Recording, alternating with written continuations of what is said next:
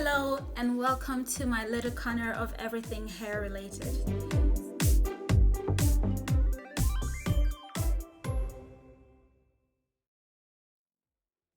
This is a continuation of my Q&A video. I will link below the previous video that I did on this.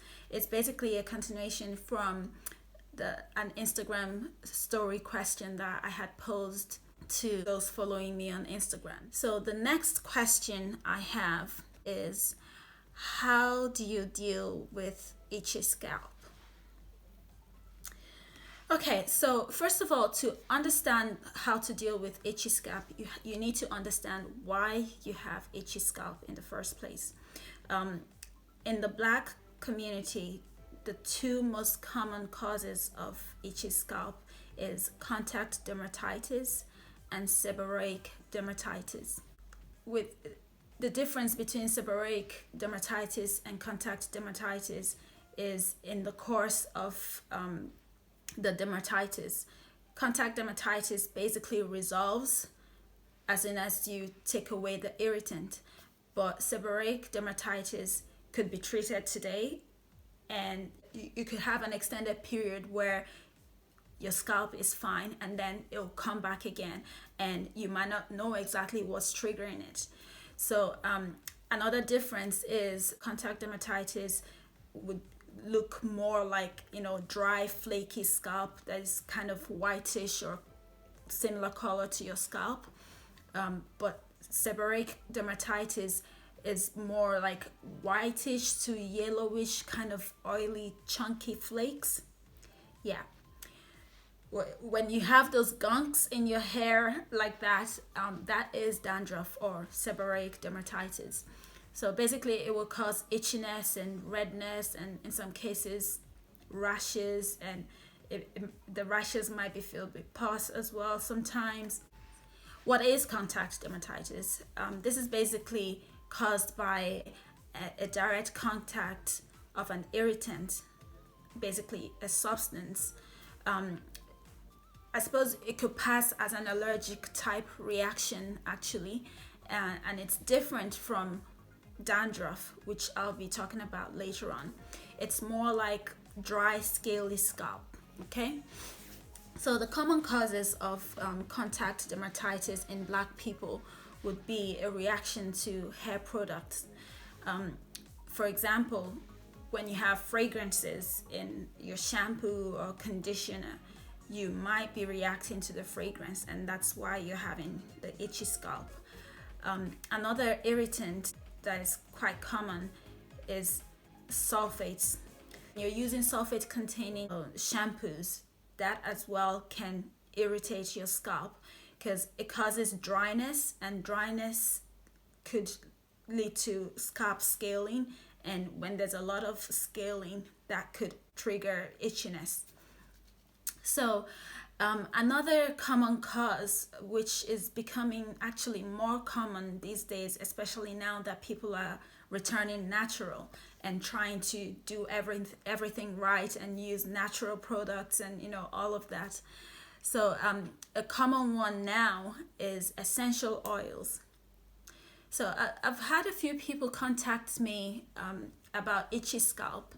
And when I go through their hair history and hair product history and things like that, I find out that they're using essential oils the wrong way. So essential oils are quite potent, and you should never use them directly on your skin or your scalp or your hair. You need to always dilute it with a carrier oil.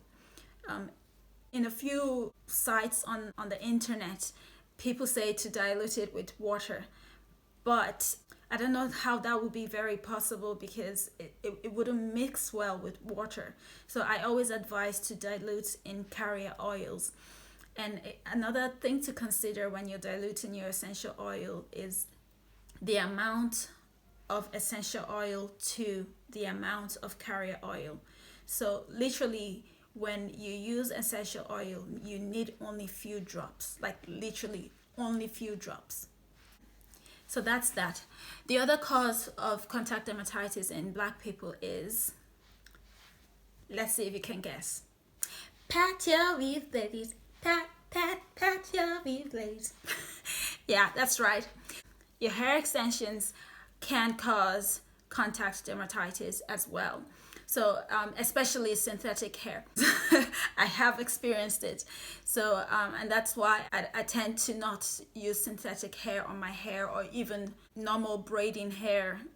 As long as it's synthetic, it's not touching my hair, because like I go into this frenzy attack of itchiness, which is not pleasant.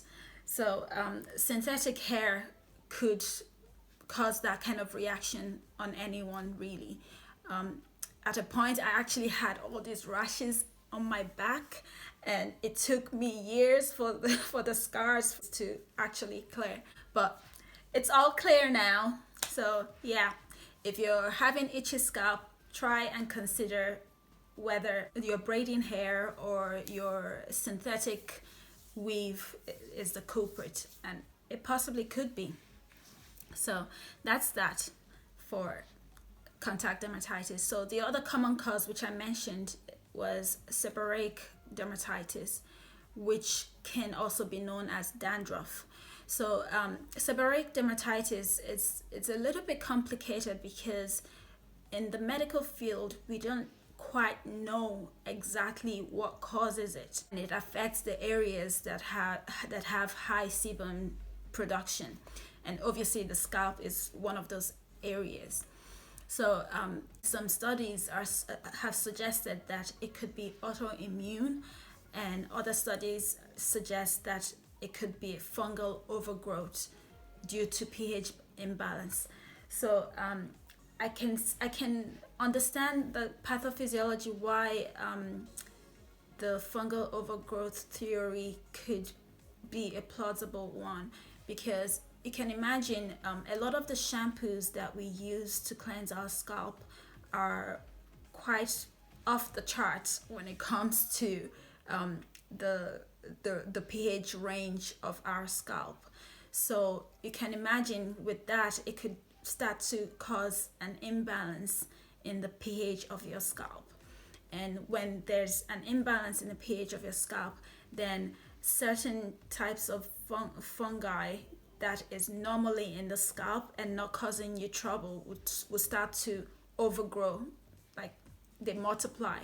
And then that could cause irritation to your scalp, and this would then lead to itchiness and chunky flakes and all of that. So there are some factors that have been identified to be triggers for seborrheic dermatitis.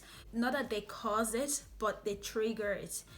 One of them is using hair oils and creams excessively, so basically being heavy-handed. So you'd want to avoid that when you start to notice something like a dandruff. In some cases, when people see dandruff, there's this misconception that they're just having dry scalp, and so they put more oil in, and that just puts your scalp into a vicious cycle. Then the other trigger is not washing your scalp frequently. So if you don't wash your scalp frequently, then you have a lot of buildup, and when that buildup of sebum and your hair oils and hair creams and leave-in conditioner is just sitting there, it could start to irritate your scalp and then lead to a trigger of seborrheic dermatitis. I mentioned the other trigger, which is using hair products that causes an imbalance to your scalp pH. So those are the main things.